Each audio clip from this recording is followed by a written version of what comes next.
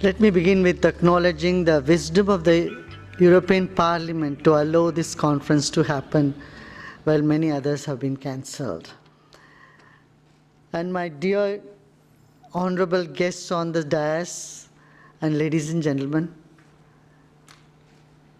it's so heartening to see that so many of us have come together world over, revisiting this concept of integrating society. There are four pillars of society, or four aspects of society: the business and industry, politics, media, and the faith-based and charitable and endowment organizations.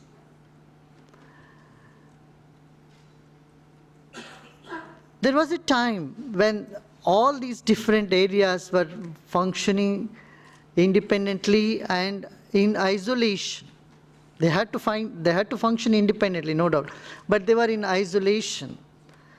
And certain words were really were untouchable, like love or happiness or peace, or untouchable in politics. And ethics was considered to be a sort of untouchable in business. Someone would talk on ethics in many countries, as Mr. Neeraj Deva has pointed out. They thought, what are you talking about? These ethics are the words that are used in places of worship, not in business and industry.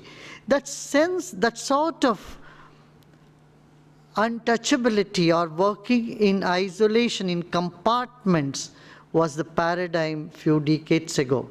I'm glad that is changing today. Today, the world has realized we all have to work together, and because we're all interconnected, interlinked, somewhere deep down. And what is it that connects us all? And that is ethics. Politics can go nowhere without ethics. And there will be disaster in business if there is no ethics.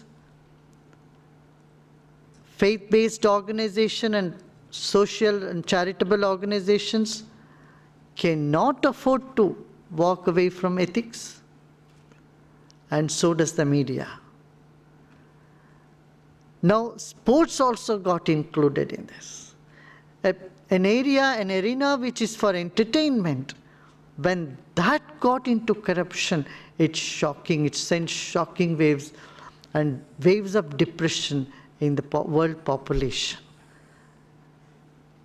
So ethics today has to be recognized as the bottom line of existence of our society, of a civilized society.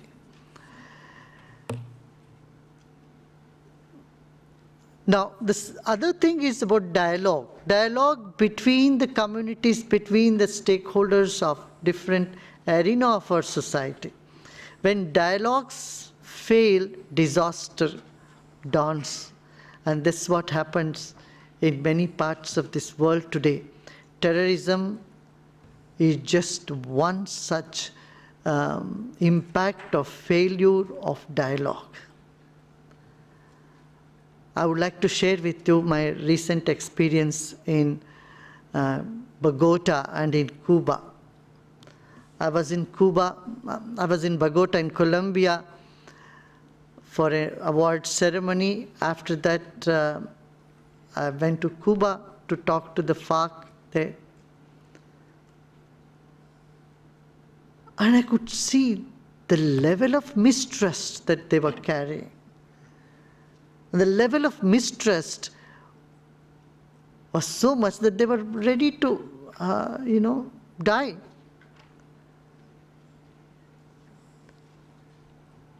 A large section of society having mistrust, and another large section of society, the same society, has caused 50 years of disturbance. And economy has suffered, good governance has suffered. 7 million people had become victims, 2 million people had lost life. re-establishing the dialogue with them and reaffirming the faith in nonviolence could turn this whole wheel around. And our faith in nonviolence became even more stronger when during this dialogue we came across, and then finally after 3 days of talk, these FARC rebels came out and declared that they would like to follow the Gandhian principle of nonviolence and give up arms, and declared unilateral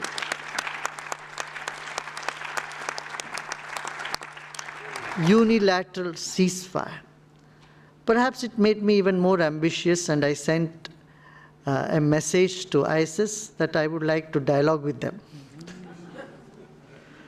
But instead I got a death threat from them. I think religious leaders today will have to wake up. They have to look within their community where the young minds are going. In which direction the young minds are going. So they need to give them a broad mindset. Anti-terror education has to happen when kids are in their growing age. Because when a child grows thinking that they're going to heaven and others don't have right to live on this planet, it's going to be very dangerous. And it is being dangerous now. That's what we are seeing now. On one hand, I pity them because it's lack of knowledge, it's ignorance that's making these people, motivating or inspiring these people to blow themselves up. If these kids are given a broad-based education, if United Nations, UNESCO can put their foot down and say every member nation should give a multicultural, multi-religious education to their kids right from the primary school, things perhaps would be different.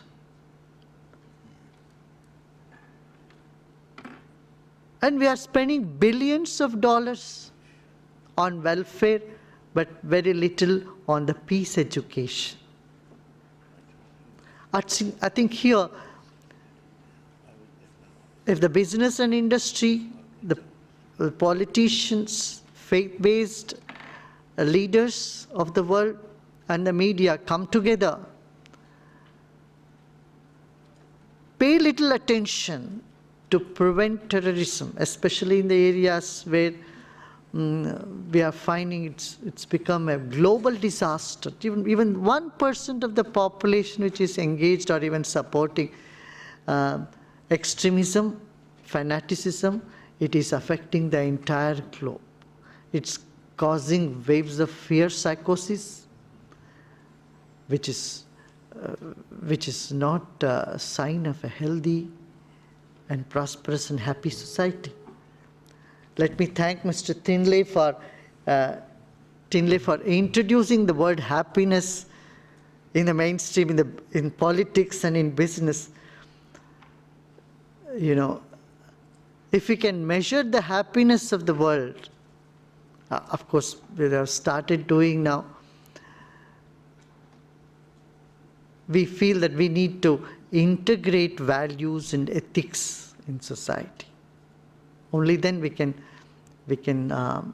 come to a stand where we can say that we are delivering a happy and prosperous society in the world. Otherwise, it's like, operation successful and patient died. So economically we are forward, but environmentally we are in disaster.